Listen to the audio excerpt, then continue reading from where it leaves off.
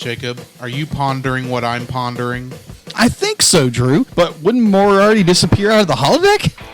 I think the only thing holographic is your brain. No, you fool, we're going to review an animated movie on this here podcast. Brilliant! No, wait. Why would anybody want to listen to two geeks like us? Because, you fool, these people are so very easily entertained. Okay, Drew. Narf!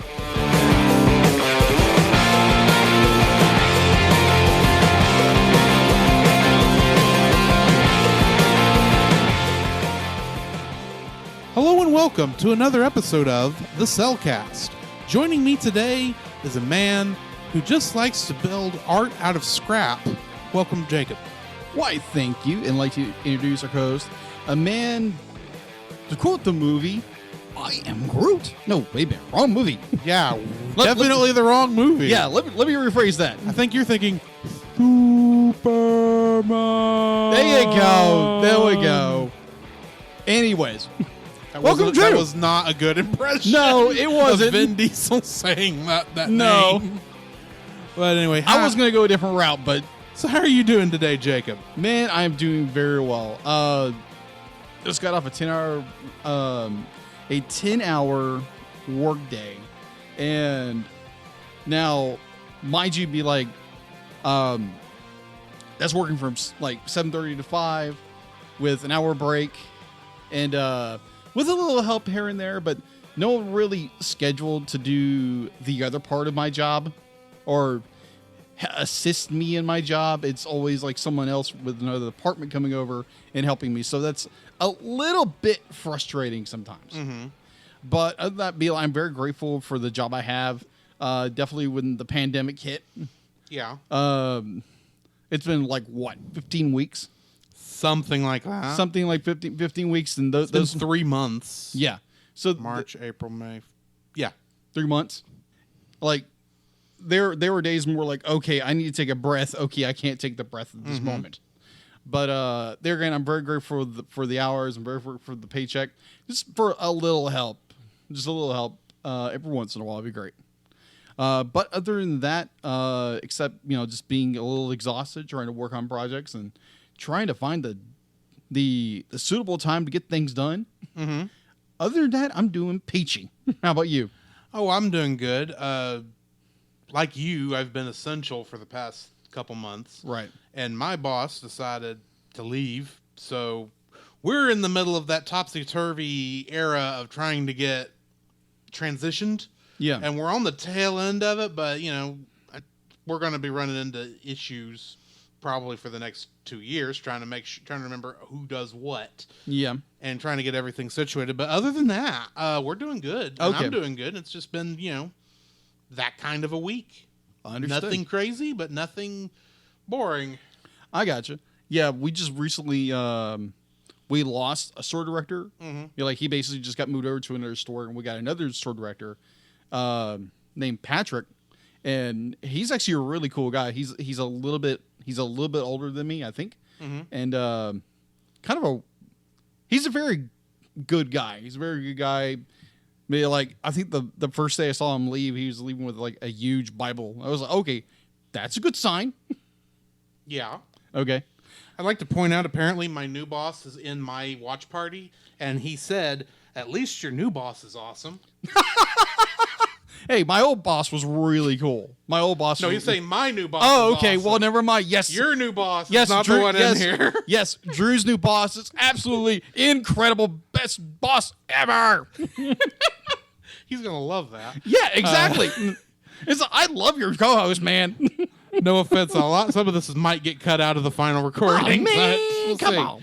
We'll see. All right. So, Jacob, what have you been watching? Oh, besides this, let me count the ways of the dumb anime I tried to watch on Amazon Prime Movie or film or whatever that app is called.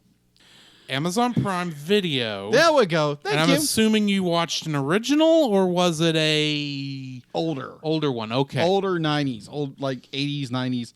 Okay, so it's going to be a little crunchy. Yeah, just a little bit. If in nowhere else, the English dub. Yeah. Oh, what was it? Honestly, I'm drawing a blank because I tried watching one episode and I got bored to tears with it. I tried another episode with another show. I got bored to tears. What are the names of these shows? I'm drawing a blank. Oh, goody. This is... We can't even recommend people what not to watch because you can't remember the name of the show. You know, a.k.a. 10 hours of work. I understand. Your brain That is goes, why notes are your friend. I'm just kidding. I'm horrible at taking notes myself. Yeah, the only problem is like, oh yeah, Jacob, just take some caffeine, be like, it'll perk your right up. Except you're the other way around. Exactly. You need to be taking the Benadryl so you'll get energy. Yeah, pretty much. I should have thought of that.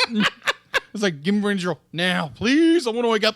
Yes. Anyway, no, kind of like a certain character getting coffee during our film. Yes. Mine is I can't talk that. Well, I can, but in all honesty, I don't know if the actor. We'll get to this. Yeah, when we get to the review. But I don't think that actor there. was talking that fast either. I think that was sped up, probably in the editing booth. But it still works. Who knows? It works. It was a great scene. But anyways, Bill, I guess I watched this film for the first time and loved it. Mm-hmm. But other than that, I have not had a chance to watch anything else. How about you, Drew? Well, as you know, about 2 weeks ago, I was on vacation.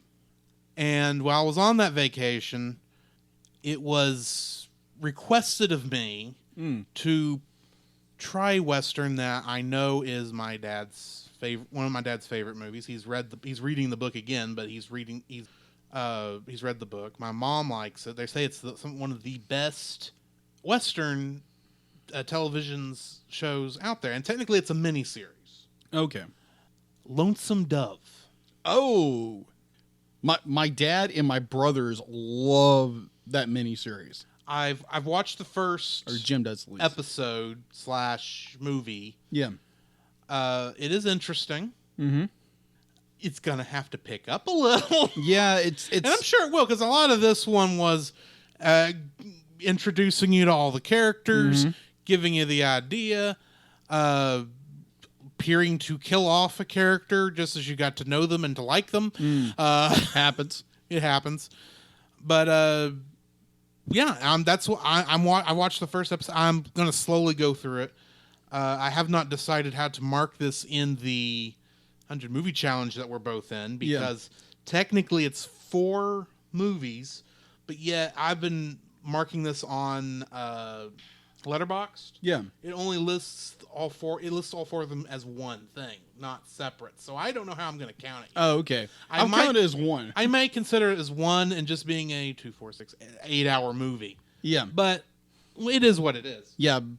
I wasn't going to mark it till I finished the whole thing, because I figure I might as well finish the whole thing. Yeah. Because it's not bad. It's just slow getting started. It's very slow. The fact that my dad and my brother Jim love the film for the fact that, be like, oh, if you have a sick day, be like, it's great for watching because you have like 8 hours worth of material to watch. I love that people think I can have the attention span that long in one day. Yeah, me either. I can't do that. I can't do that either. Now, I say that, and I know I've put in marathon days playing video games. Right. So maybe I should keep my mouth shut. But, yeah. Other than that, I've watched... what else have I watched? I have been watching the Disney Gallery making of The Mandalorian. Okay. How's that going? That is pretty good, actually. If you're interested in not just movie making, but hearing essentially fans of Star Wars gush for about some odd episodes and talk about how their thought process of Star Wars led into how they made decisions in this and everything, and looking at just the behind the scenes stuff as to how they actually shot the show, it's very interesting. Yeah. Did you know that a lot of that is shot in a soundstage with a backdrop screen? I didn't know that. Projecting images behind them. I didn't know that. That's a lot of how the thing was filmed. Really? Yeah. Old school then. Old school, but not old, but with a new school flair. I gotcha. Because a lot of that is CG stuff for them to do. Now, of course, there's stuff where they had to go out to a location. Right. But a lot of stuff, like the stuff in the town or in the ship, Right. his ship, or some of the other locations that are more space based. Mm-hmm. That was all shot on essentially a backdrop screen. Really? Yeah. Okay. Well, that's really interesting. Or back projection. That's what it's called. There we go. Rear projection. So, that's pretty much what I've watched. Okay. I do want to make one clarification. I did watch one thing. On Netflix, there is a documentary or kind of a biography, Garth Brooks, The Road I'm On.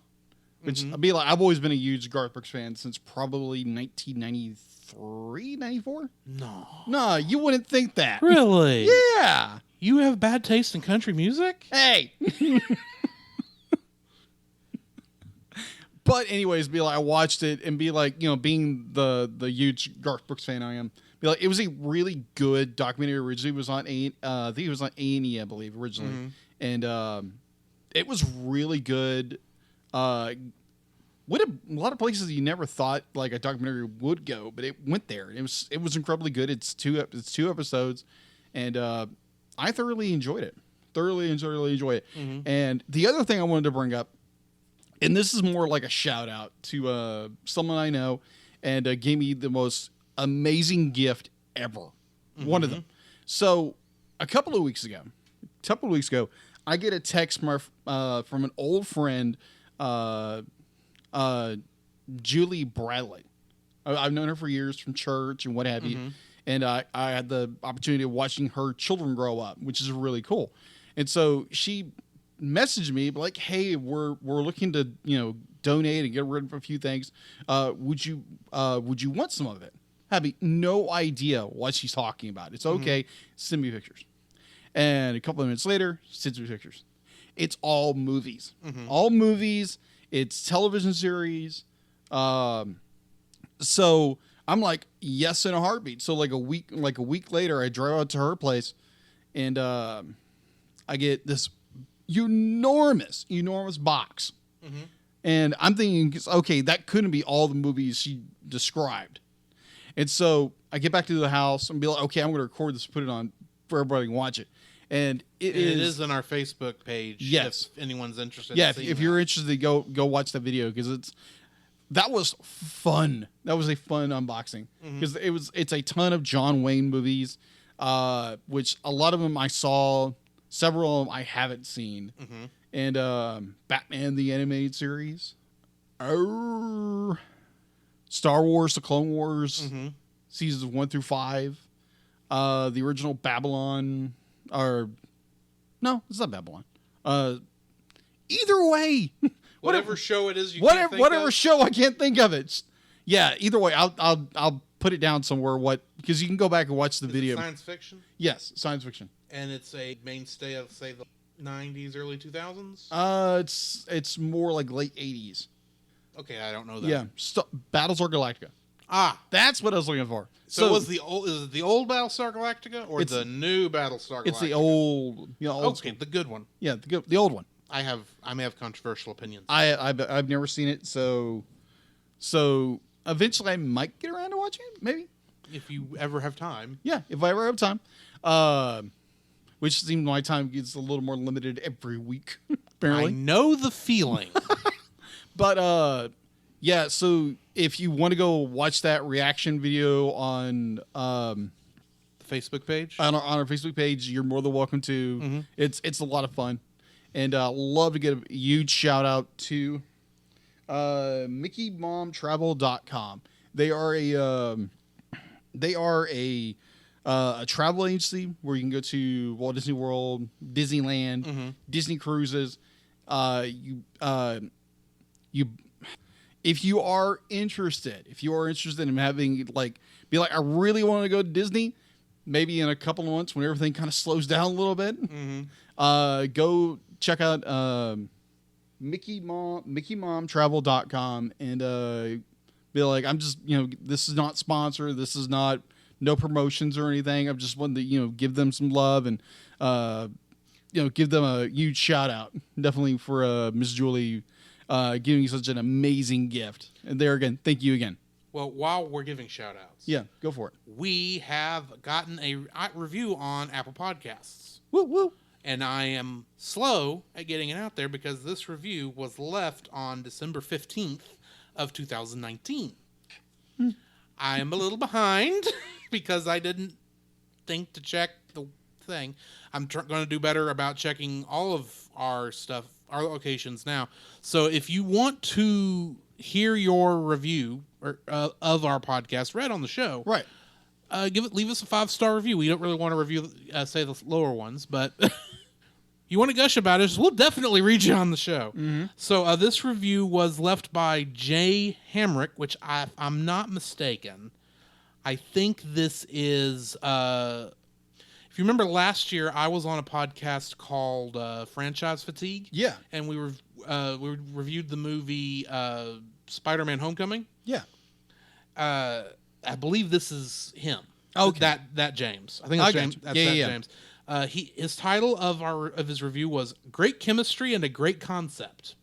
He writes, "Film bros too easily write off animation and end up missing out on some really fantastic filmmaking. The Cellcast has 2 hosts with great chemistry and an obvious love for the genre.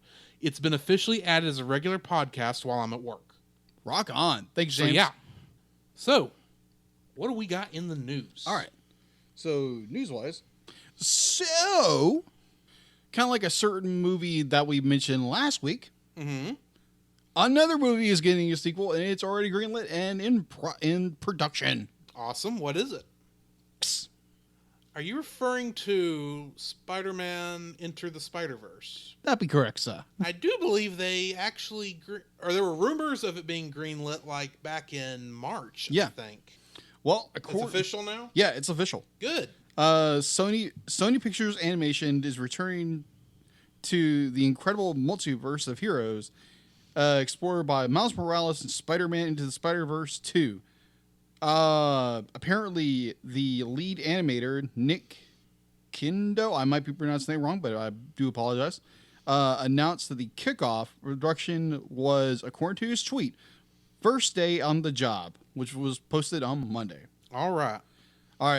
Originally announced to be released on April 6, 2022, Columbia Pictures will now see the Spideys swing back into theaters October 7th, 2022. In 2 years. In 2 years. Well, I can be patient. Yeah. Because I know it's going to be good if it's anything like the original. Right. All right. What else we got? All right. So I'm pretty sure by this point, everybody knows about HBO Max. Yes. All right.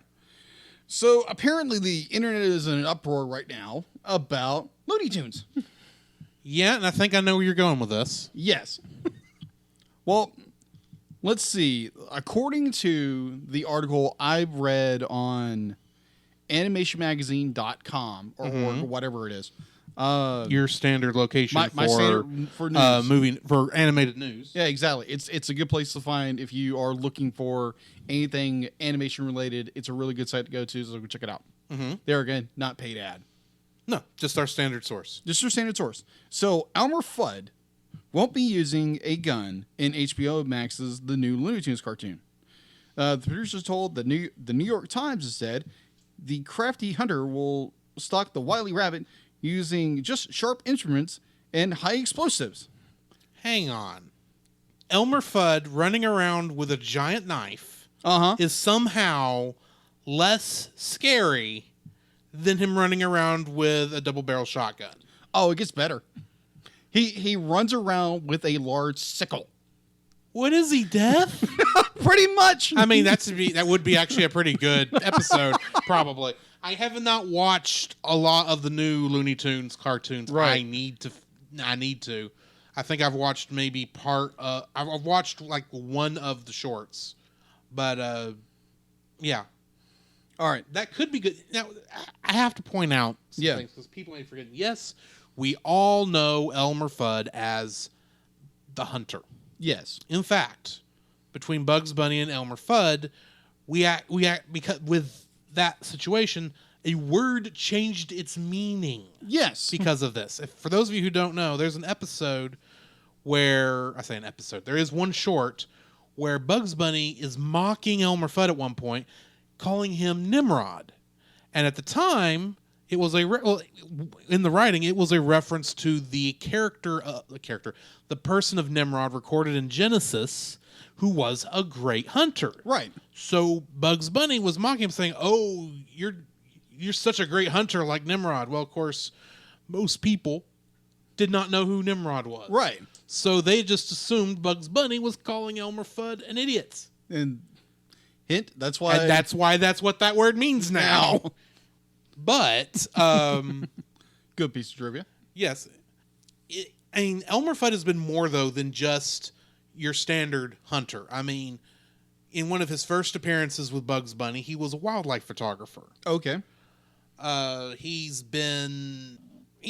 had a lot of different jobs. Right. Now, admittedly, I mean, heck, he was in an opera.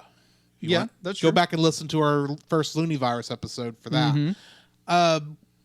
Elmer Fudd can be a lot of things. Yes, the loss of his shotgun might reek of over PC-ness, and the idea that the cartoons are supposed to be for kids and they don't want guns in kids programming. That's been a normal thing for the past 30, 40 years. Right. And that's really not necessarily a bad thing. No. Even though I think it's being overly protective anyway. Right. That's probably going to get a lot of flack, but I'll take it because All right. So to quote, I'm just saying it's not the end of the world that he does not have his shotgun. It's not. Be like, I saw someone who had posted about this, talking about just how people, the gun lobbies and freedom of press and what have you. It's like, no, it's a kid's cartoon. People be like you said, be like this stuff, this almost a war of trying to not making things PC but rather trying to make it more kid friendly. Yeah. Well, except I watched Looney Tunes when I was 4 years old, and I'm not crazy, and I know how to actually operate a gun without killing somebody. Right, I agree with you. I'm the exact same way. I'm just saying, this is just me being me. Gun, and this is. Let's get off the subject. Okay, this is just gonna cause trouble moving forward. So let's just move on. What's the next bit of news? All right. So that is actually the last bit of news. Oh, okay. Yeah. So then I guess we are going to be moving into our spoiler-free section of our review for the movie The Iron Giant. Yes. You said this was your first viewing, correct? Yes. Well, it was not mine, although there were large portions of this movie I had forgotten about. Mm-hmm. I probably first saw it on Cartoon Network about 20 years ago when they would do the movie. Yeah. The cartoon movie or whatever they called it. Yeah. I know this one got played a lot around Thanksgiving. Yeah. For a reason, that was when they chose to always air this one. Yeah. Even though there's no Thanksgiving theme to this movie at all. Yeah. Other than it is around that time of year, I suppose. So that's when I first watched it with, commercial breaks interrupting it every 10 minutes. And I enjoyed the movie back then. And so, but I had never gone out and I had not enjoyed it enough to go out and purchase a copy or to go back and watch it again. Because like I said, the last time I watched this movie was about 20 years ago. I knew most of the plot, but there were large portions of the actual action I had forgotten. Okay. I remember liking it then, and I definitely like the movie now. In fact, I may have had a hard time coming up with dislikes. Yeah. So, that's my spoiler-free review of that movie. What's yours? All right. So, when this movie came out in 1999, I'd be like, I just didn't, because I think I saw it. I see, obviously, you saw trailers everywhere. I didn't. I didn't know about the film until I saw it being advertised as airing this Friday on Cartoon Network. Really? Yeah. I did not know a thing about this movie. Outside of seeing it that one time, the next time I even heard anything about it was when I was watching the special features for The Incredibles, and Brad Bird was talking about, what he'd done before on The Iron Giant, and going, I know the name of that movie. Oh, yeah, I watched that a couple years ago. That was okay. Mm-hmm. Because obviously I remember seeing trailers for it, and I was like, oh, okay, I'll eventually get around to watching it. Mm-hmm. So to And you didn't. 2020. Yeah, 20 years later. 21 years later. 21 years later, I finally get around to actually watching it. And oh my gosh, this thing blew. Be like, if you could physically blow socks off, they would have been blown off. Mm-hmm. Just how incredibly well done this movie was. And it's sad that the movie really didn't get a whole lot of traction in theaters. Yeah. And which we'll get into later. Oh, But- yes, we will. But I love this movie to death. It's so good. I mean, like I was emotionally pulled into the movie. I found myself invested into it. Like the emotional swells were getting to me. I was like, okay, why am I about to like burst into tears for a robot?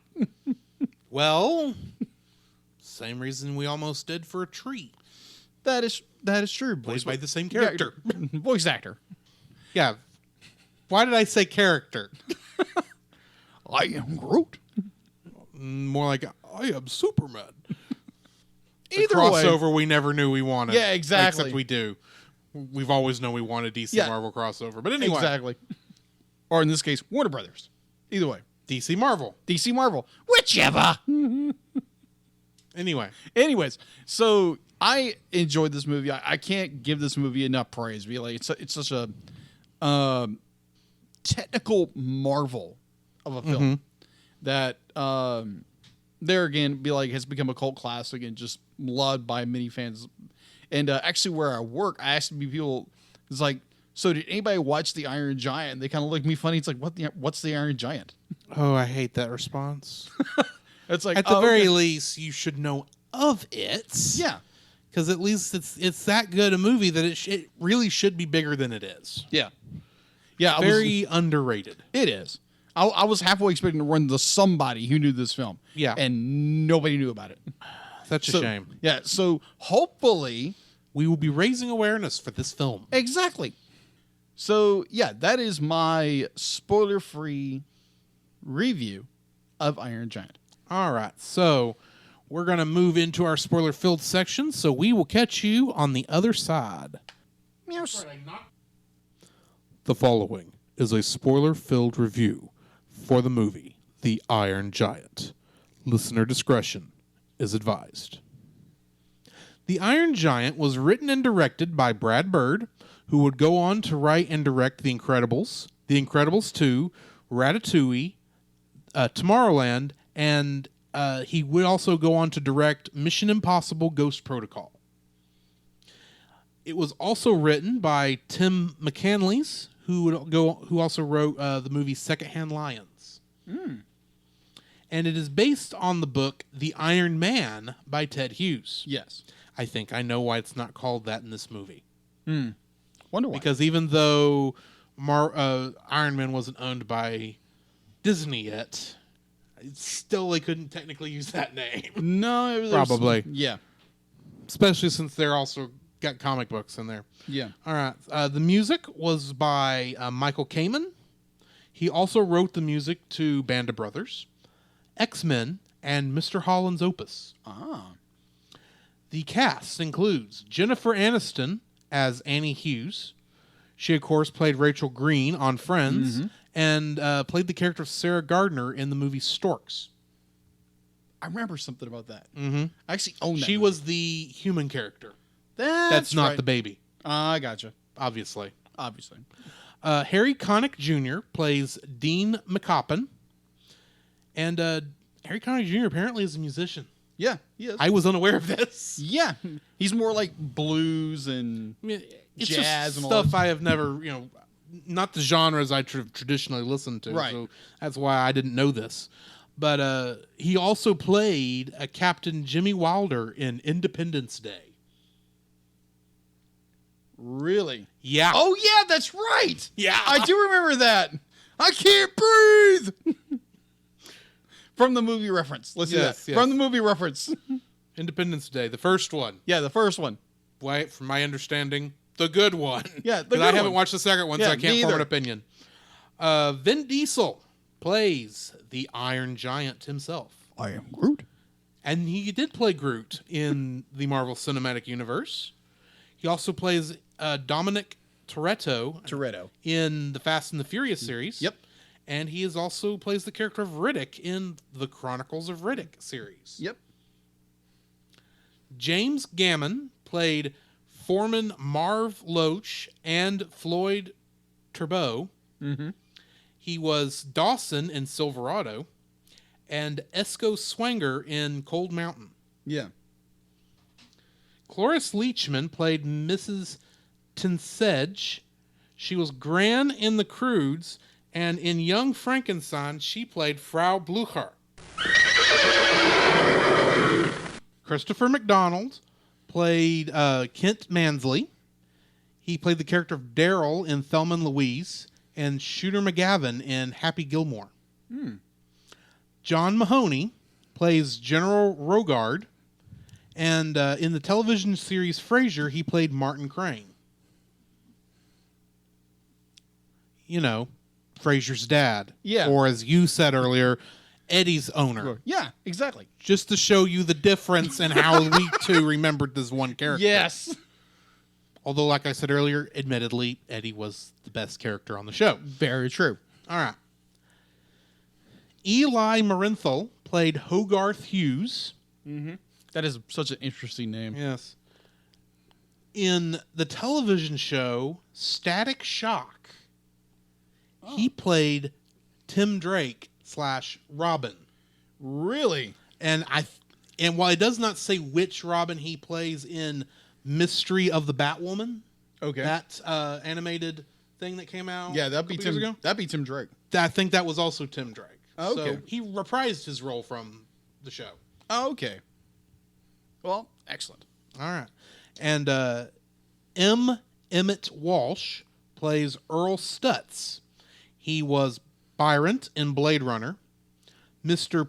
Prufrock in Knives Out, and in the movie Christmas with the Cranks, he played Walt Scheel. And basically, nowadays, he plays every old man. Gotcha. And he's in a lot of stuff. He's just one of those people who always gets hired to be the old fuddy-duddy in the background. So that brings us to the end of the cast. What do we got in info? So on IMDb, it has a rating out of 8 out of 10. Mm-hmm. Rotten Tomatoes, it has a 96%, and its audience score is a 90%. Okay. So apparently the critics liked it more than the audience. Right. All right. Show, it was produced by Warner Brothers Feature Animation. Distribution by Warner Brothers Studios. It was released, its original release was on July 31st, 1999 at the Mann's Chinese Theater. And for everywhere else, in the U.S. was August 6th, 1999. And box office results, it had an estimated budget of $70 million. Mm-hmm. Its opening weekend U.S. release, it had $5.7 million. Yeah, a little low. That was August 8th. I think this is our first box office bomb besides maybe Final Fantasy The Spirits Within we've reviewed. I think so. So second bomb. Close to it. Except this one deserved it less than Spirits Within did. Yeah, I agree on that. Even though I love Spirits Within. Yeah. And so it had a U.S. gross of $23.1 million. All right. It had the exact same... Well, it earned a little bit more. Earned about another $50,000 worldwide. Okay. Just a little bit. Just a tad. Just a tiny bit. Okay. So yeah, it bombed in theaters, but now it is Which is so stinking sad. Agreed. But then you know what other movie bombed in theaters and now is considered a classic? What would that be? It's a Wonderful Life. That is true. So it's in good company. That is very true. So that is all we have for info and box office. All right. So getting into the summary of this film. During the Cold War, shortly after the Soviet Union launched Sputnik 1 in October 1957, An object from space crashes in the ocean just off the coast of Maine and then enters the forest near the town of Rockwell. The following night, 11-year-old Hogarth Hughes investigates and finds the object, a 100-foot tall, not actually 100 feet tall, 100-foot tall alien robot attempting to eat the transmission lines of an electrical substation. Hogarth eventually befriends the giant, finding him docile and curious. When he eats railroad tracks in the path of an oncoming train, the train collides with him and derails. Hogarth leads the giant away from the area, discovering that he can self-repair. While there, Hogarth shows the giant comic book chronicles of the adventures of Superman. The incidents lead a xenophobic U.S. government agent named Kent Mansley to Rockwell. He suspects Hogarth's involvement after talking with him and his widowed mother, Annie. Hogarth's father was a U.S. Air Force pilot who died during the Korean War. Where did it say that in the movie? Yeah. This is what this says that I got off Wikipedia. I don't remember where it said he died. It's Wikipedia. Take that last sentence with a grain of salt. Okay. This much salt. And rents a room in their house to keep an eye on him. Hogarth evades Mansley and leads the giant to a junkyard owned by beatnik artist Dean McCoppin, who reluctantly agrees to keep him. Hogarth enjoys his time with the giant, but is compelled to explain death after witnessing hunters killing a deer. That night, Hogarth is interrogated by Mansley when he discovers evidence of the giant after finding a photo of him next to Hogarth and bringing a U.S. Army contingent led by General Shannon Rogard to the scrapyard to prove the giant's existence. But Dean, having been warned by Hogarth earlier, tricks them by pretending that the giant is one of his art pieces. Upset by the apparent false alarm, Rogard prepares to leave with his forces after berating Mansley for his antics. Hogarth then continues to have fun with the giant by playing with a toy gun, but inadvertently activates the giant's defensive system, and Dean orders it away for Hogarth's safety, with Hogarth giving chase. Dean realizes that the giant was only acting in self-defense and catches up to Hogarth as they follow the giant. The giant saves two boys falling from a roof when he arrives, winning over the townspeople. Mansley jabbers wildly at Rogard to return to Rockwell, where he spots the giant in the town while leaving Rockwell. The army attacks the giant after he has picked up Hogarth, forcing the two to flee together. They initially evade the military by using the giant's flight system, but the giant is then shot down and crashes to the ground. Hogarth is knocked unconscious, but the giant, thinking Hogarth is dead and the military are responsible, transforms into a war machine in a fit of grief and retaliates, making its way back to Rockwell. Mansley then convinces Rogard to prepare a nuclear missile launched from the USS Nautilus, as conventional weapons prove to be ineffective. Hogarth then awakens and returns in time to calm the giant while Dean clarifies the situation to Rogard. The general is ready to stand down when Mansley impulsively orders the missile launch, causing the missile to head towards Rockwell, where it will kill everyone upon impact. Nice job. Mansley attempts to escape, but the giant stops him, and Rogard has him arrested for his actions. In order to save the town, the giant bids farewell to Hogarth and flies off to intercept the missile. As he soars directly into the path of the missile, the giant remembers Hogarth's words. "You are who you choose to be." Smiling contentedly, he says, "Superman," as he collides with the weapon. The missile explodes in the atmosphere, saving Rockwell, its population, and the military forces nearby, but seemingly at the cost of the giant himself, leaving Hogarth devastated. Months later, a memorial of the giant stands in Rockwell. Dean and Annie begin a relationship. Hogarth is given a package from Rogard, containing a screw from the giant, which is the only remnant found. That night, Hogarth finds the screw trying to move on its own, and remembering the giant's ability to self-repair, happily allows the screw to leave. The screw joins many other parts as they converge on the giant's head on the Langjökull Glacier in Iceland. I probably screwed that name up.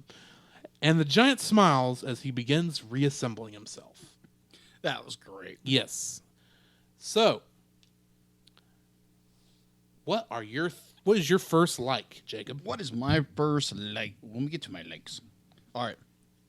One, it's not a like, it's a love. Mm-hmm. I love this film.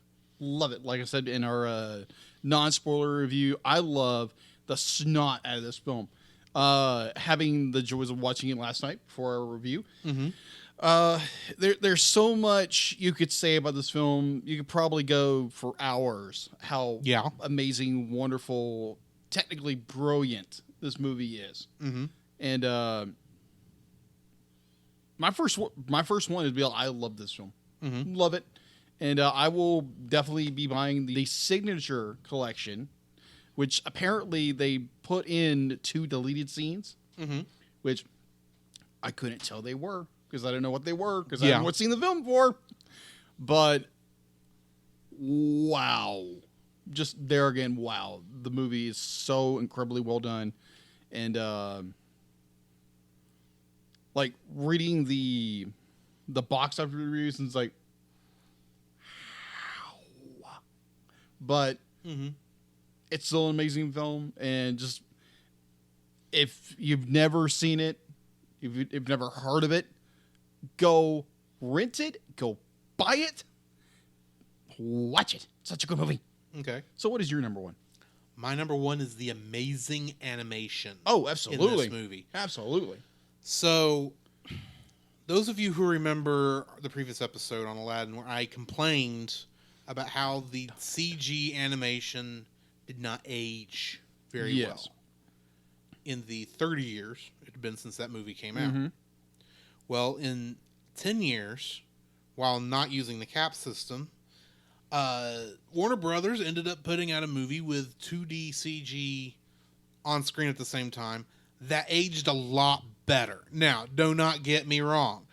There are parts where you're looking at it and you go, yeah, that's 3D. And let's face it, the Giant is a complete 3D model. Yes. But there's so much of that 3D intertwined throughout the entire movie that even the parts where it's painfully obvious that you're looking at a 3D object on a 2D space, it still fits. Yeah. It still fits beautifully to the point where it feels like it's a part of the art style.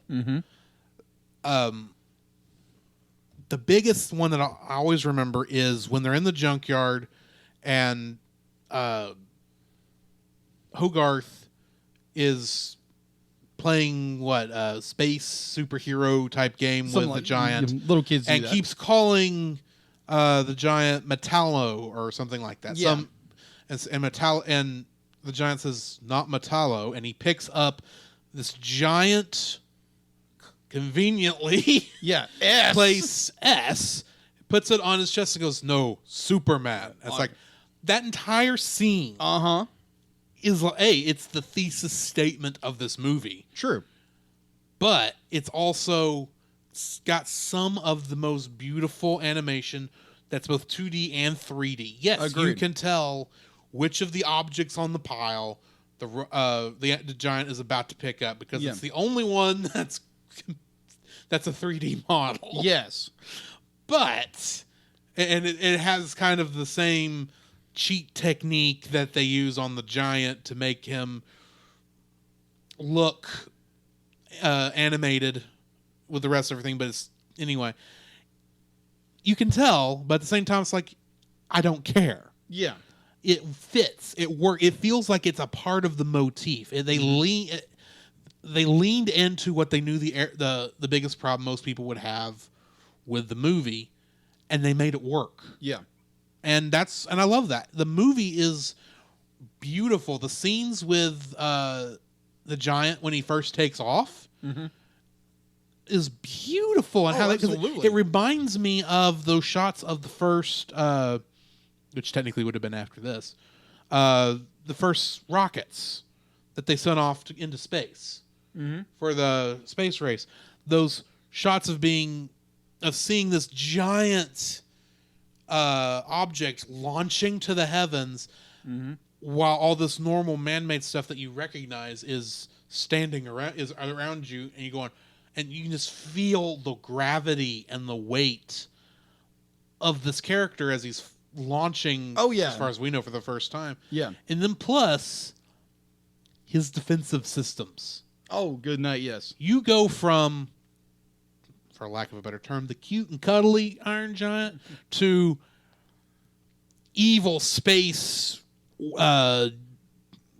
thing to scare you with fear in like 5 seconds flat and then back, and it's like, holy crap, that looks so good. And especially the weapon effects when he does start firing and causes things to just disintegrate. Yeah. It's like, admittedly, it does have that 50s retro sci-fi aesthetic, which I absolutely love. Yeah. I absolutely love it. And I think that's that retro aesthetic that maybe people didn't buy into at the time. Probably.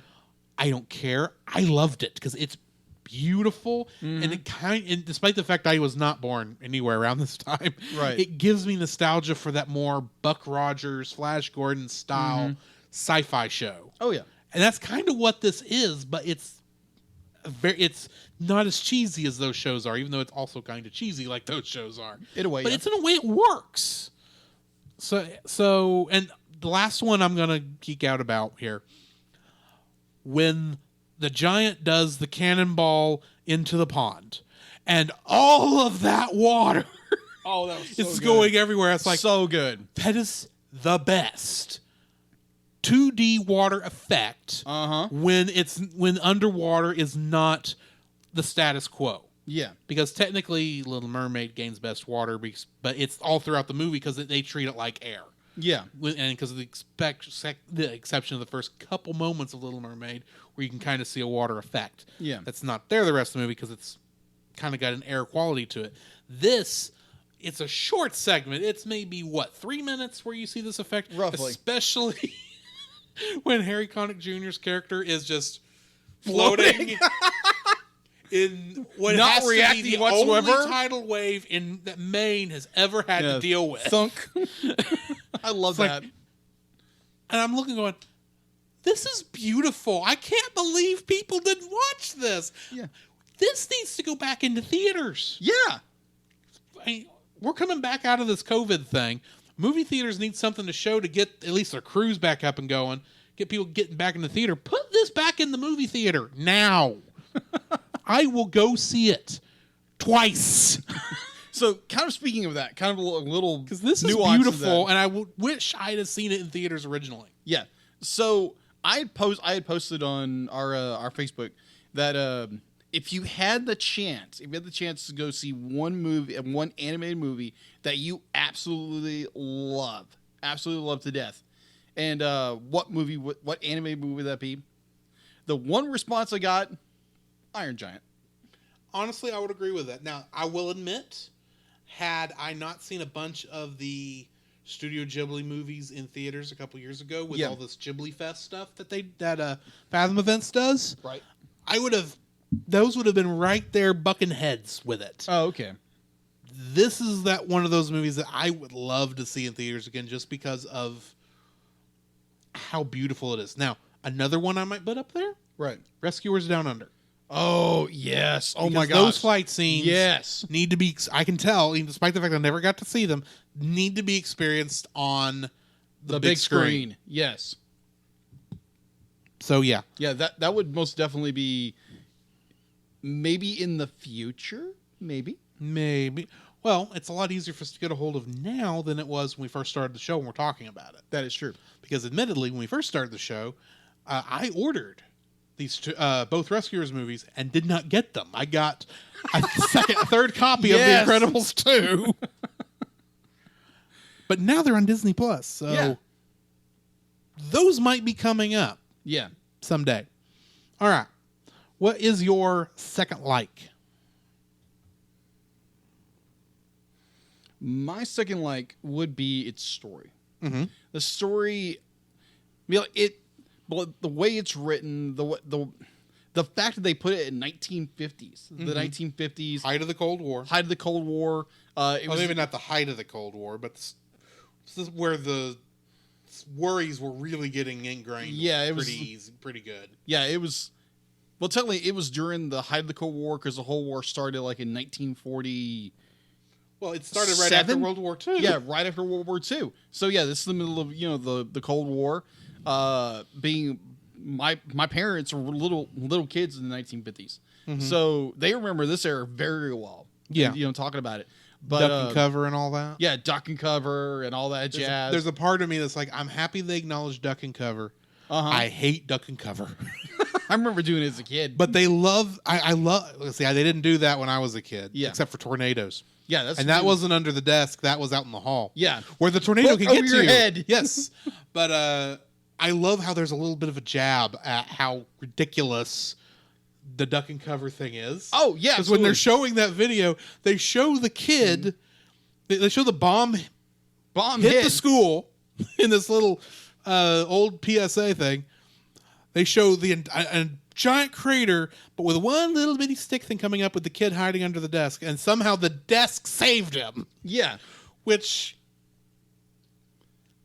that is funny that you actually poked fun at that.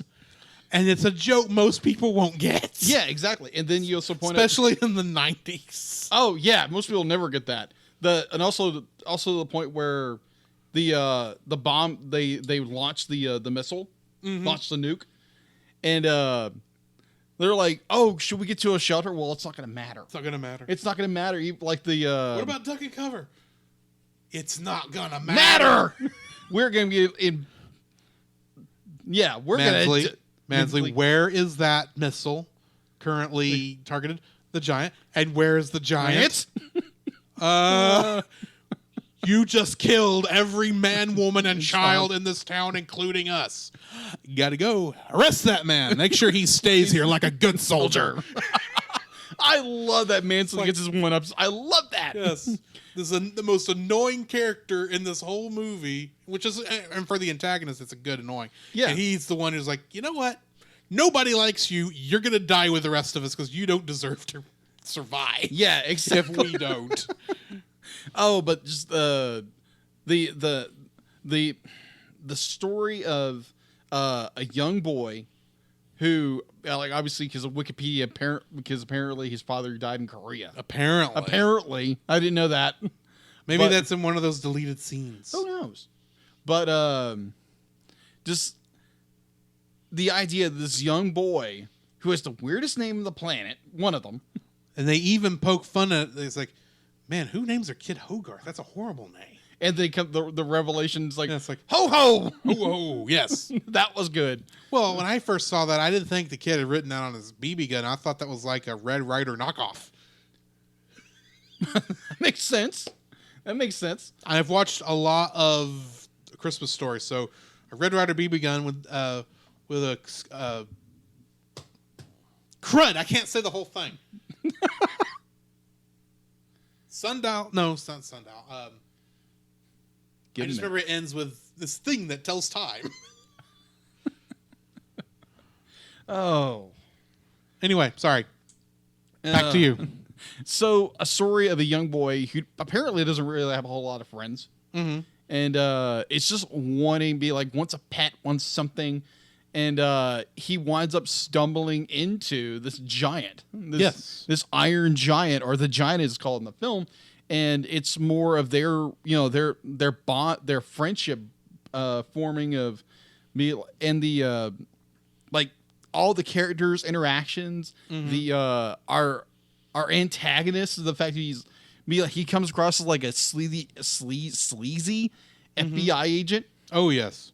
And just that. Well, I figured he was like early CIA. Yeah, that's what I thought. Or he's connected to Area 51 somehow. But just, oh my gosh, the height, the paranoia that was so prevalent during that time. It played off beautifully in this film. Mm-hmm. And I think it's our protagonist's line. If we didn't, he's almost interrogating Hogarth in the diner of where it's like if we didn't make it, if it came from somewhere else, we got to find it and kill it. And I was like, that was so much like the 50s. This was after Hogarth tricked him into eating a sundae sprinkled with chocolate yes! laxatives. I love that. It literally took me a microsecond to realize what he was doing. It's like Chocolax. I was like, X-Lax. Oh my gosh. The whole time it's like, as he's going through the that was hilarious. My favorite is where he's out in the woods and has to go off in a bush somewhere. Yeah. It's like, you got what you deserved. Exactly. And in some way, I feel bad for this guy because this guy, most villains, Yeah. you at least understand them enough to where you can at least understand their point of view. Yes. And you can at least feel sorry for them. This guy does not even get that chance because from the beginning, yes, you understand his point of view. Yes. You appreciate what he has to do and how and the thought processes that go through his mind, and you still hate him throughout the entire movie because pretty much he's going to be the guy that gets in the way, is not going to understand, and just to top it all off, he's the guy who actually gives the order to kill the giant. Yeah. This man will never be a liked antagonist outside of we're going to love to hate you. Oh, yeah. So piggybacking off your number 2 is my number 2. Okay. Which is the fact that it's set during the Cold War. Oh, yeah. Now, admittedly, I only grew up in what would have been, the last 5 years of the Cold War. Yeah. In the late 80s. Yeah. And I was too young to know what was going on. I vaguely remember because I was born in 82. Right. My first thought of there being an actual war going on was when someone told me about Desert Storm. Give you an idea as to where as how long it took me to come around. 1990. I remember that. Yeah. So, totally different war, by the way. Yeah, I'm aware. So, this is setting it in the 50s. Yeah. Is right in line with all the classic sci-fi shows of the Buck Rogers and stuff. In fact, if you look at the movie poster for this movie, it is designed to look like those old 1950s era sci-fi horror B-movie posters. Oh, yeah. Which is brilliant, in my opinion, because it tells you what you want. Unfortunately, I don't think that's what most people wanted in 1999, which is a shame. But that's beside the point. I'll get to that in a minute. Go watch it. This movie, setting it in that classic sci-fi setting and putting it to where it's this kid interacting with it makes it just a lot of fun. Yeah. It's the same reason I love how technically The Incredibles is set in the 40s and 50s. Yeah. Because it's got that same type of pop, the 50s pop flair. You've got the Red Menace you're always worried about. The Red Menace, You've got the space race starting up. Sputnik? I love how they call it the Sputnik. We don't know what it's doing up there. It's just making beeping noises as it circles the Earth because they just wanted to prove they could put it up there in the first place. Yeah, there's even it's not till Sputnik 2 when they put the dog up there that we really should be worrying about. Poor dog. That poor little puppy. Poor little puppy. Except, playing along with that would have been Cosmo. Yeah. Who would later go on to end up in nowhere and in the comics learned how to talk. Hey, at least they need to bring that part of Cosmo back in the movies. That's all I'm saying. Yeah, that would be funny. Anyway, back to this. Set during this Cold War where you got that paranoia of what's that Red Menace going to do? Plus with the optimism of the sci-fi of the space race going on. Oh, yeah. Giving that classic pulpy science fiction of that era teeth. And it's an emotion. Unlike most of those campy science fiction stories of that era, you actually feel for all of these characters. You do, actually. It's just... And it's unlike those where those were made on shoestring budgets. You can tell this had a lot of money put into it to make it good, and Brad Bird did an excellent job with this movie. A lot of heart, actually. And a lot of heart. But the fact that it is still, at its heart, a 50s sci-fi. Done in a way the 50s sci-fi movies couldn't have been done at the time. Is just beautiful, and I love it. Yeah. There's once when you speak about Brad Bird, during the production, he took it on himself because he's a classically trained animator. The scene where Hogarth is hyped up on coffee, let's be honest, espresso, literally. He took charge of that scene and drew it himself. Yeah, and I was like, oh my, wow, okay. You don't hear that much about animators no. or directors of movies. But I thought that was so fascinating when I read that. So yeah, the little Right. the little tidbit. What is that was the end of my number, my Yes. second like. Yes. What's your third like? What is my third like? Well, originally it was gonna be animated, but you hit that out of the park. So I'm changing mine actually to the giant himself. Okay. Uh, Ironically, this is going to tail end into my third like. all but right, okay. Continue. Two minds think alike, apparently. Well, we have similar thoughts. That is true. So Probably has something to do with the fact that we've been talking animation almost nonstop for the past year and a half. That is true. So the giant, this weaponized monster that Yes. comes to Earth and gets a bump on the head. Yes. It doesn't be like has amnesia, very common in sci-fi, very common in most. Be like you're like Goku, for example, from Dragon Ball Z Yes. or Dragon Ball or whatever series you want to talk about. Just say Dragon Ball. That's the whole franchise. Yeah, Dragon Ball, whichever. But Even though technically that aspect didn't get introduced to Dragon Ball Z, but that's beside the point. whatever. So, like, we're introduced to the giant. He doesn't know who he is. He befriends Hogar, and just this amazing. Be like he goes from a character who has no idea who he is, and comes to be like where Hogar says be like, you can be like, you don't have to be the person you can be somebody else. You don't have to be what you're basically designed to be. And I love that because he's designed as a weapon. Yeah. And the whole point of the idea is like not to be a weapon, not to be a gun.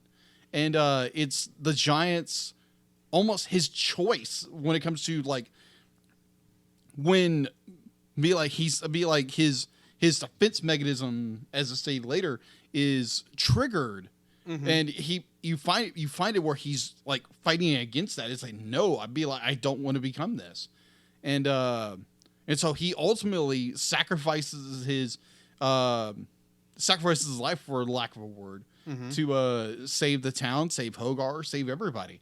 And I thoroughly enjoy that. Thoroughly enjoy that. And what was it?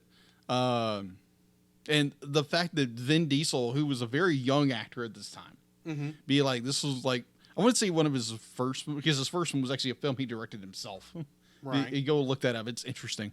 But he nailed it. Just the fact to be like a character who couldn't really talk, who just sounded like just metal talking, and to the point where he could speak, he could have full conversations, and his last conversation with Hogar was like you stay, like it, You stay, I go. yeah, exactly. No Follow.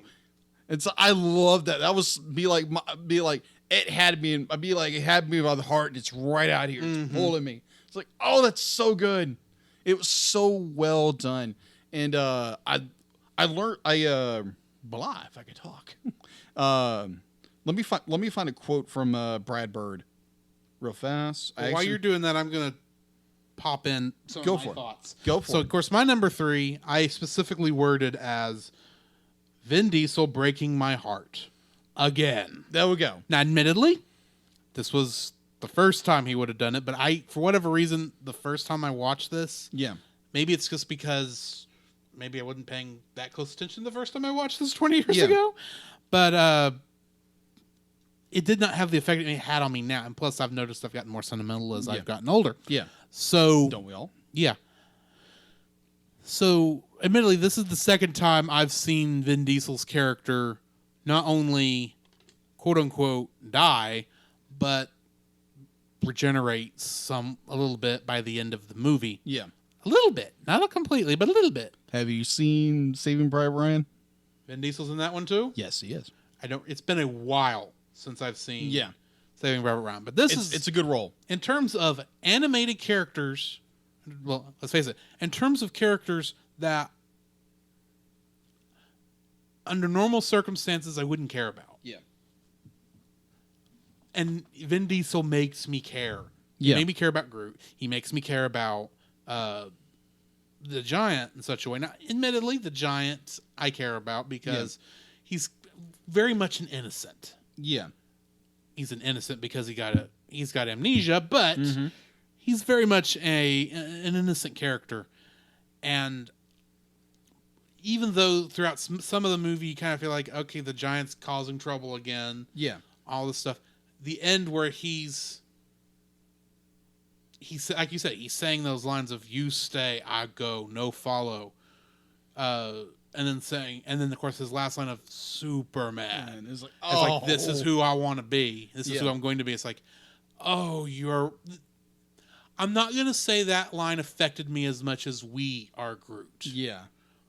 But it affects me. Yeah. It's like, it makes me go, surely this is not going to be his death. Yeah.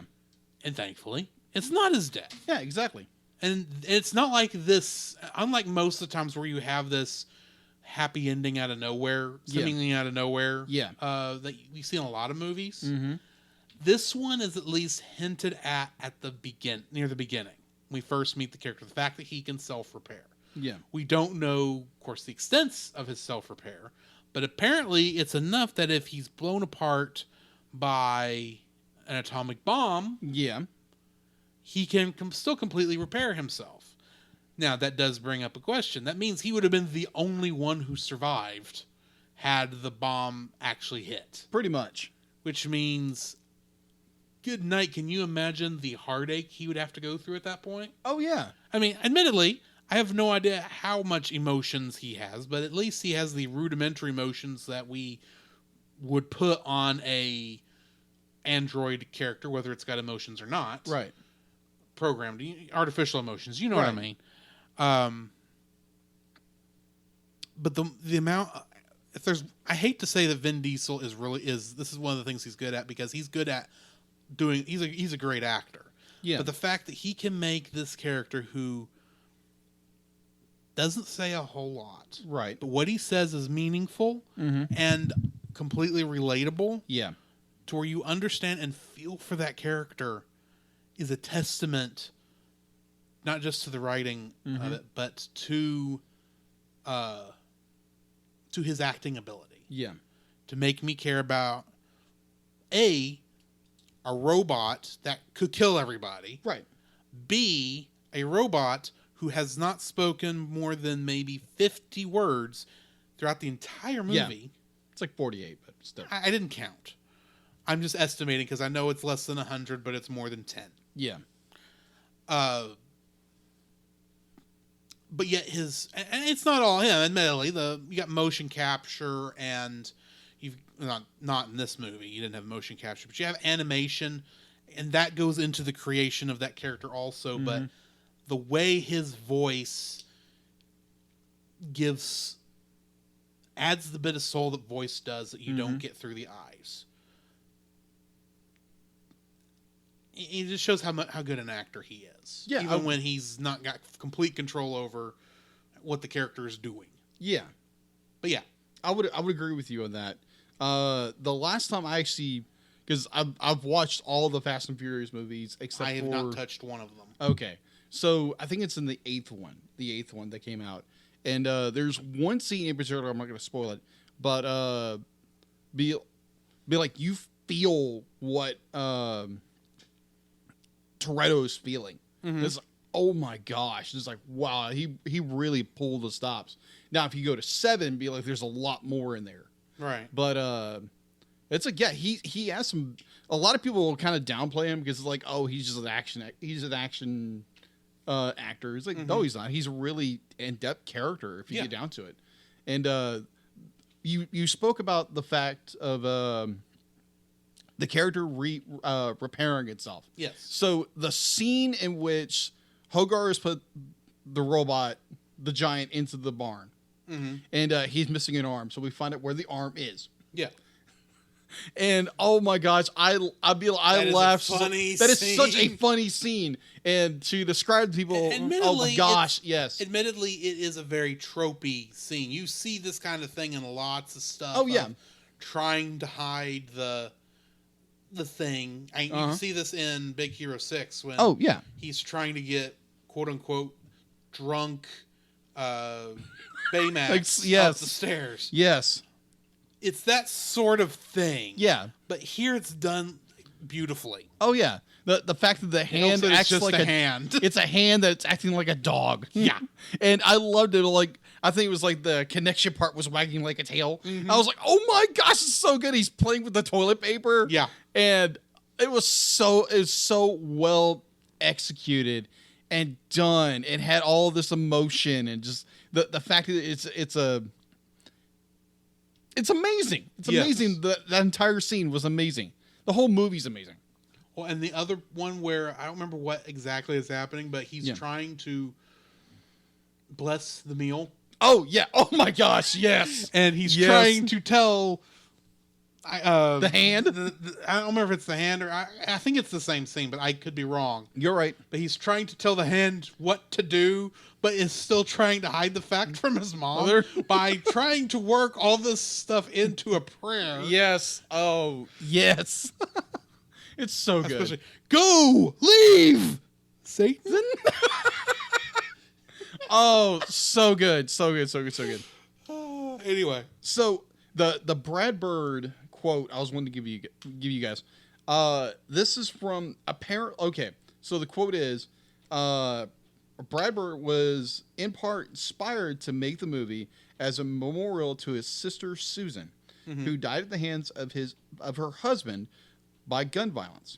His pitch was this: what if a gun had a soul and didn't want to be a gun? So the anti-Megatron. Pretty much. Pretty much be like, I still function. Want to bet? This is what you get for just turning into a gun. Exactly. For Starscream to shoot and still claim to be the leader of the Decepticons. Oh, anyway, this is not. You want to hear our thoughts on Transformers the movie? Go listen to that episode. It's a brilliant one. It's one that takes a long time to get through. Yeah, I don't remember how long it is, but it's long. It's our longest. It's our first really long one. I think it's almost as long as the movie, but yeah, those 2-hour rants are just lovely. Those were fun, and there was a reason we had to try and get away from them. Yes. Anyway, I think we're both kind of in the same boat where we don't really have much in terms of dislikes. No. So I'm going to touch on my first one, which is probably the only thing. It's not, my first one is not really a problem with the movie. Yeah. It's a problem with the fact that that something did not move on from this. Okay. The opening logo for Warner Brothers Animation, with its callback to the old Bugs Bunny Looney Tunes. Yeah. I wish they were still using that, because I watched that beginning. Holy crap! Why is this not the logo for Warner Animation Group? Why isn't it? It's like I wish this was what we got to see on all this other stuff. Yeah. This is a cool. It's a nice throwback. It looks nice. It's subtle. It's not in your face, and yet you know exactly what it is when you see it. Why is this not the opening logos for Warner Brothers? For Warner Brothers Animation? Why? Because it didn't do well. I don't care. It's cool. Anyway, that's not a problem with this movie. Right. And that kind of tells you how my dislikes are going to go. I gotcha. But yeah, that's my first dislike. What's your first dislike? My first dislike, it's not really a dislike for the movie at all. It is it's how do I say this? It's how some people would interpret this film. Definitely if you are a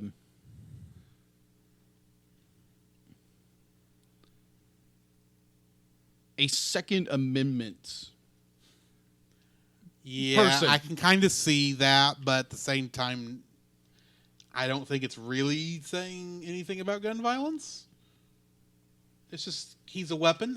Half his attacks are not even gun based. I agree. Now, they do say, "I don't want to be a gun." Yeah, but that's because a gun is the most easily recognizable weapon in the modern age. That is true. But anyway, well, I mean, like the movie does have kind of a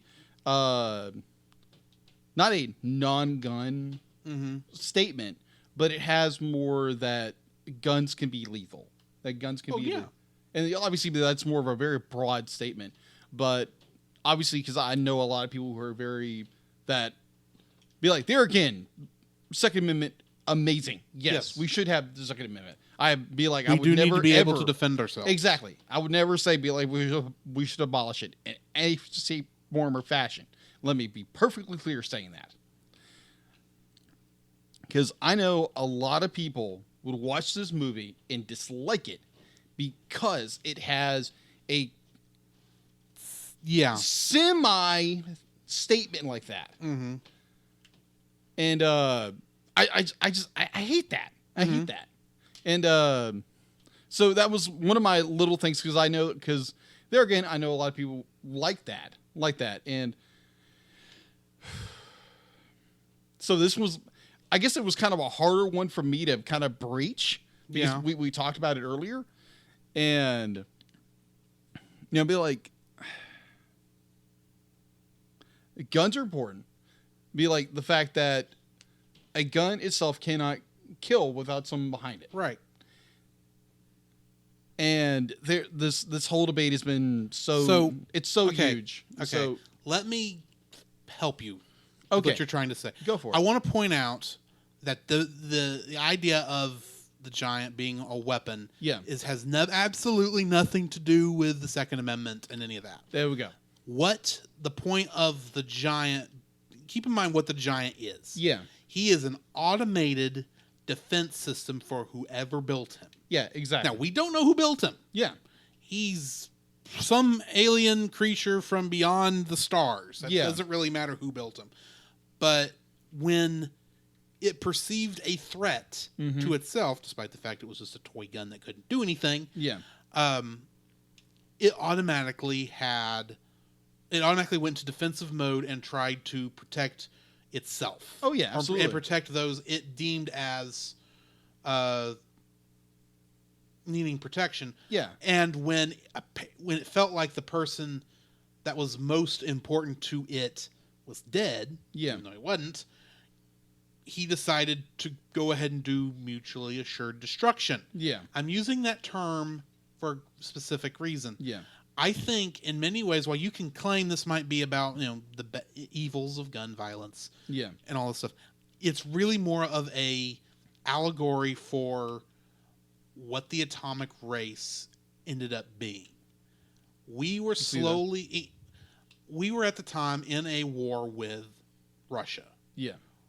It was getting to the point, as you can see throughout this entire movie, it was to a point where it did not matter who built the weapon. If it wasn't American, it needed to be destroyed. Right. Mansley says that in the movie. Yeah, he does. And the fact of the matter is, the Russians felt the same way. If the Russians didn't build it and it could cause a threat, it needed to be destroyed. Exactly. And that's pretty much what the world was at that point. Yeah, it was to a point where you had Americans had planes that were patrolling just enough outside the border, the airspace of Russia, that they could not be considered an aggressive movement, but had orders that were just waiting for an order of go to go to certain spots in Russia to drop atomic bombs. Yeah. And the Russians did the same thing with us. Exactly. So that if they couldn't win, we couldn't win either, and vice versa. Yeah, pretty much. Get an idea of what I'm talking about. You need to go look at the movie Dr. Strangelove. Where at that point, the Russians even came up with what they called a doomsday machine, that if it determined anything was going to hit anywhere in Russian borders, it would automatically launch everything, destroy everything, and everything would immediately go into atomic winter, because it's designed to cause mutually assured destruction. Now, it wasn't a robot. Yeah. Granted, we never had to see what the Doomsday Machine was in Doctor Strangelove, but In this movie, this doomsday machine, despite the fact it was not built by humans, is the giant. Yeah. And the giant, because of the love of this one little boy and the caring of this little boy, realized it did not want to kill. But when the person that meant the most to it, he perceived as death, he no longer cared. Yeah, exactly. And went to kill everybody. This movie is more about keeping a check on human aggression That's a good point. by focusing on the ideas of the Cold War and mutually assured destruction and all those concepts. And keep in mind, the robot was wrong. Hogarth was not dead. Yeah. But because he thought he was dead, he was willing not just to kill everybody in that town. It didn't matter if they were innocent. It didn't matter if they were guilty. It didn't matter if they were civilian. It didn't matter if they were military. He was going to kill everything. Mm-hmm. And it did not matter if he got retaliated against. Yeah. If Hogarth had actually died in that scene, the Nautilus would have shot that missile. Mm-hmm. It would have hit.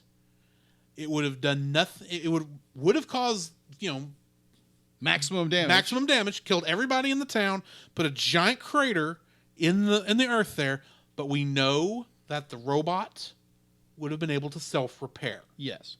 Which means that the Nautilus would have failed its mission. Yeah. In that instance. And as the robot rebuilt itself, it would then probably go on a rampage, killing any human being it met. Probably.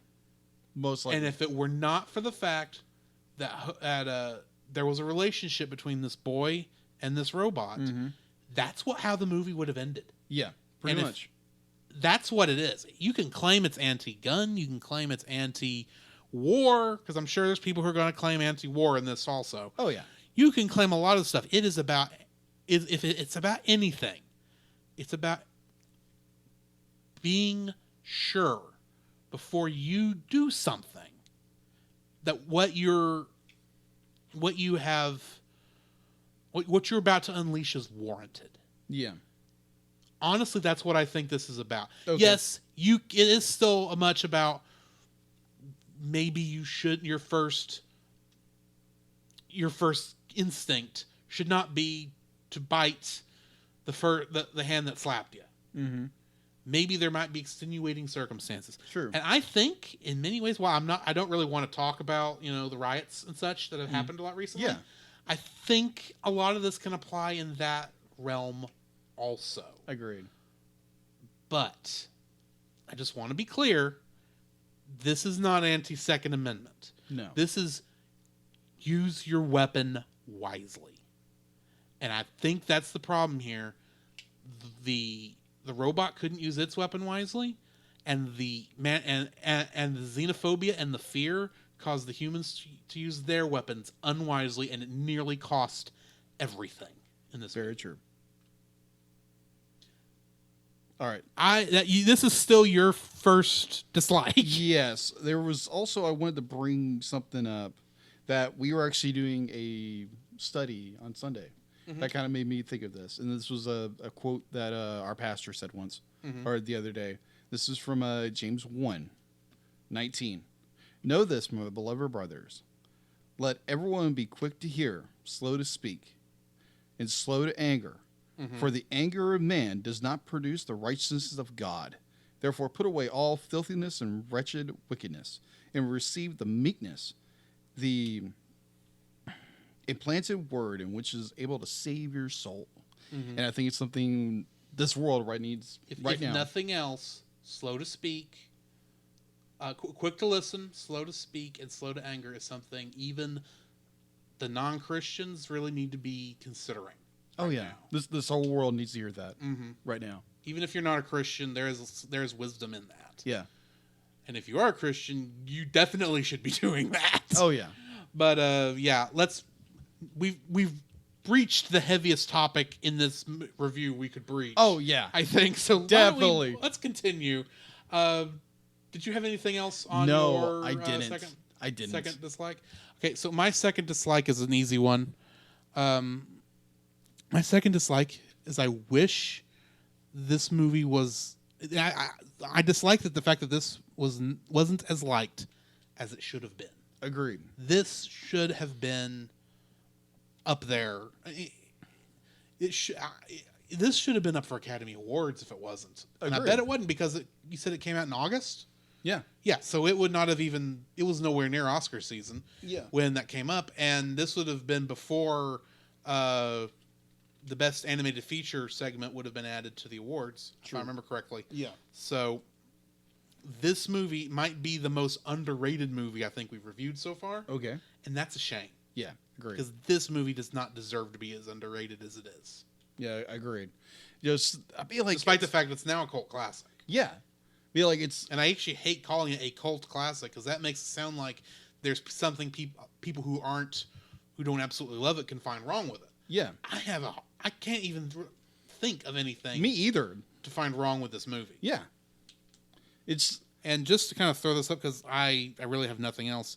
My number 3 dislike is I didn't see it sooner. Yeah, same here. Like I said, I saw it once back on Cartoon Network, and I really wasn't paying attention when I watched it then.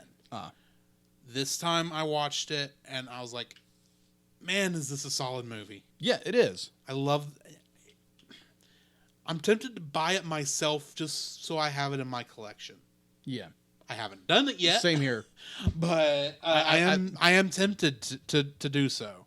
So, yeah. Yeah, that's both my second and third dislike. I gotcha. That pretty much it was not received well, and that I didn't watch it either at the time. Yeah. What's your third dislike? I think you said it. I think you said it all. That it didn't receive the love it desperately needed in theaters, and I didn't get to see it in theaters. And kind of like someone who said in that post, be like Iron Giant, because there's probably a lot of people who would love to go watch this movie in theaters. And like you said, the fact to be like, that we are currently in a pandemic, COVID-19. We're at the tail end of a pandemic. We're in the middle of the worst race relations disaster in the past 15 years. Yeah, pretty much. Because this is worse than what happened in, was it Franklin? Yeah, 7, 8 years ago? Yeah, Franklin was bad. Yeah, this is almost worse than that for a lot less that caused it. Yeah. But this is a movie I think everyone does need to see. Yeah, exactly. It's got this, it's got a really amazing message. And even on a surface level, it's an amazing movie. Exactly. So, yeah. Anyway. Yeah. We went pretty deep on that one. We went pretty deep on that. I didn't actually expect to go that deep, but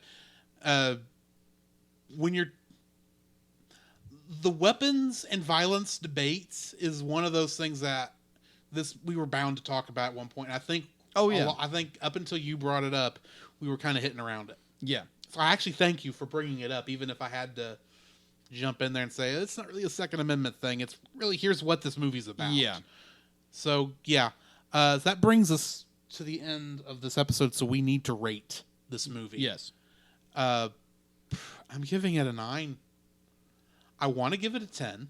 Yeah. In fact, no, I'm going to rephrase. I'm going to give it a 9.5. Okay. And the only reason I'm not rating it a 10 is just because it doesn't feel like I can give it that extra little oomph to get up there. And I don't know why. Okay. To some degree, I know why. The only other 10 I think I've got on the book right now is Totoro. Okay. Totoro is just amazing. Yeah, I'll agree. For what little... there's a great story there, but that movie, I knew as soon as it done, it was a 10. I can't tell you I knew this was what the rating of this movie was when I finished it. Yeah. So, since it's not that clear cut, I don't feel like I can actually give it a full 10. But I am going to give it a 9.5 because it is. If it's not a perfect movie, it's really dang close. So close. It's so close. And I understand why when Pixar saw this movie and they realized how bad it did, why they wanted to hire Brad Bird for their next movie, because he pushed the envelope afar. Yeah.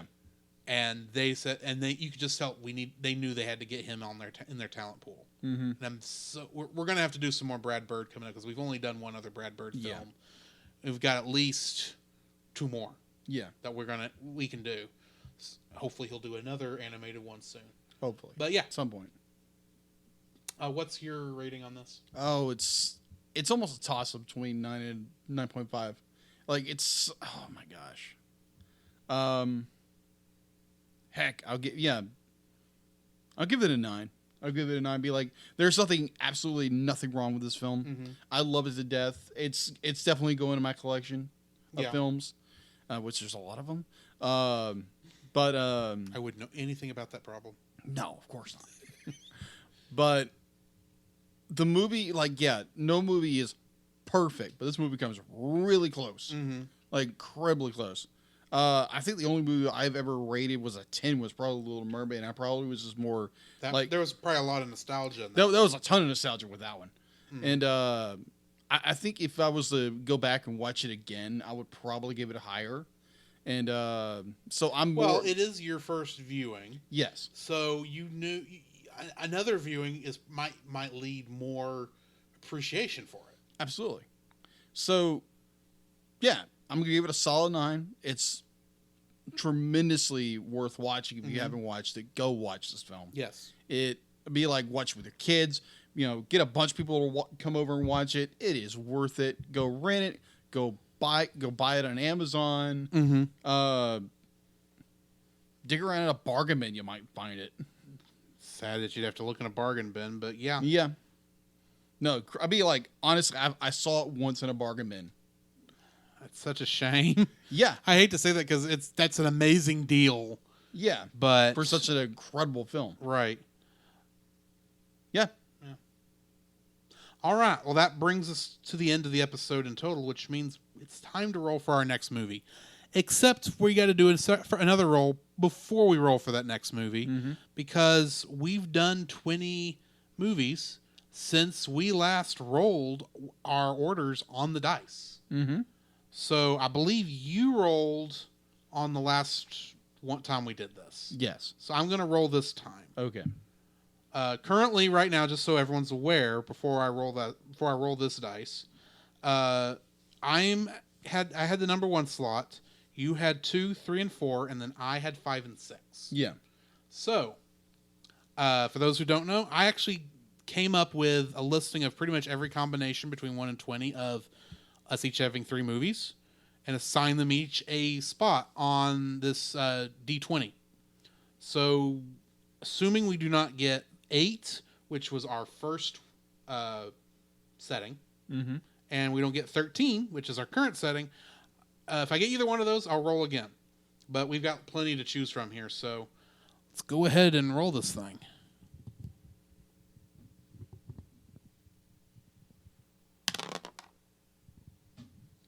And we got 12, which puts you at 1, me at 2 and 3, you at 4, me at 5, and you at 6. Good. So, your first one is actually our blank spot. Okay. So, what is the next movie going in the slot? Ghost in the Shell. Ah.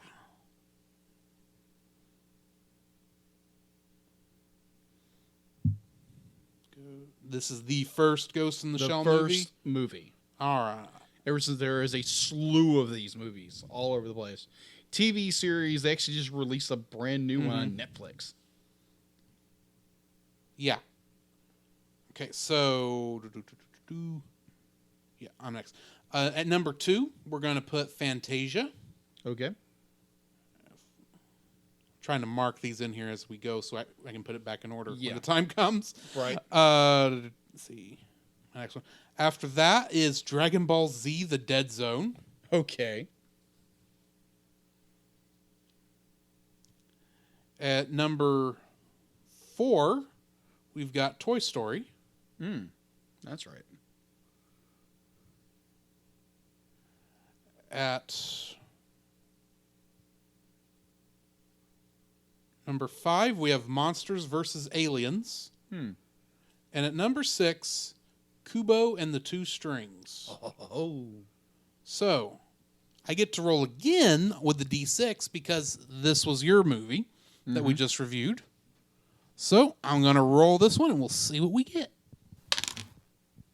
We rolled a 2, which gives us Fantasia. Fun. Have you watched Fantasia before? When I was a very small child and I got bored with it. I think you'll have a different appreciation for it I will. now. For those of you who don't know what Fantasia is, I'll give you a quick rundown. It is a collection. It is the third animated Disney production that was ever released. Yeah. It is a collection of 8 shorts, essentially, that are set to classic symphony tunes. Mm-hmm. The 2 big ones that most people know from this, and most people remember, of course, you've got The Magician's Apprentice, the one Mickey Mouse cartoon that's actually in this, and then you've got Night on Bald Mountain. Oh, yeah. I remember which is an interesting one. And that's actually the one that ends on. But there's a couple of other little interesting things in here, too. So keep an eye out for that. That's going to be a fun episode, I think, too. I think so. All right.